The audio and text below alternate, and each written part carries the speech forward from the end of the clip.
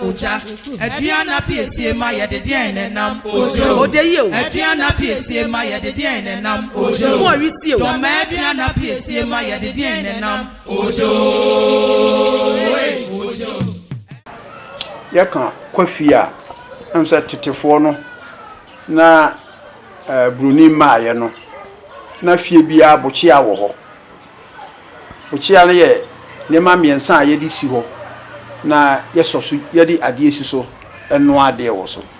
na sa bochia no ba be ye tetefo no ehu se won kope pie ha bibi fufuo hire ana se ntwoma ade kokko anopa no opra janu frim pa na odi afa bochia no ho dia da so be ko na bochia na ho aye kokko kama ana se odi bibi fufuo afa ho eno ne mechire ma mo beti ase na Kwafie no na nanu na won wogidie se asase a yete so no ebinu di boni wo wuram nyema bi wa ye makwane ma ye nye ne fie te se wakofa ba wuram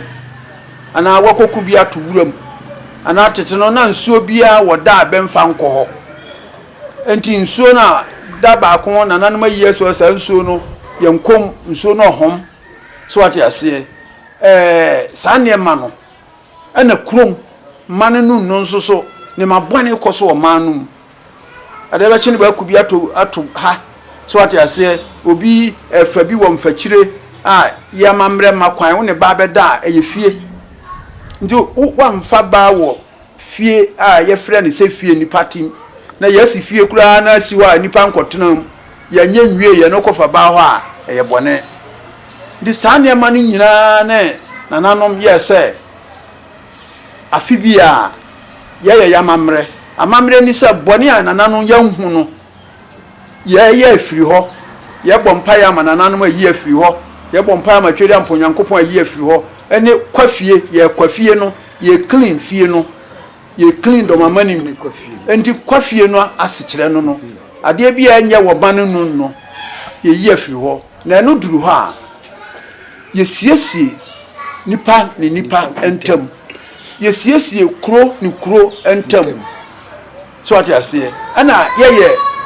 broni de communal labor ye kwasafu djuma wo kro biam de dodo kro no ho prapram so ati ase na sa Kwafie no so ni ye fa dije ahoho wo manum na nananom ye de pe mpuntu djuma yeto aye fa hye no bia eto ense frɛ mampanyi no aba no so agina so de aboa na ye be hye ye fa no a Kwafie no so ase ye clean kro no na ne ma wo ma anye ntino bi wo kra te se na anu ada ne ye yi du se be ne DORMAA Aduanahene osagefo se aye Dr. Adjumambadu otoso mienu soma na nanu ma na meka ho ma ye ko nkran ko hu ye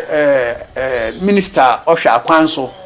ye ko fa ye minister ye MP a o ye health minister so ma ye ne ko hia ya se mu ba mu hu se ye asphalt transan ye be shefa no ndi Kwafie no ase kire ni se ye clean ye Kwafie ye boni bia wo no ye popa ye communal labor so amakro no mu ate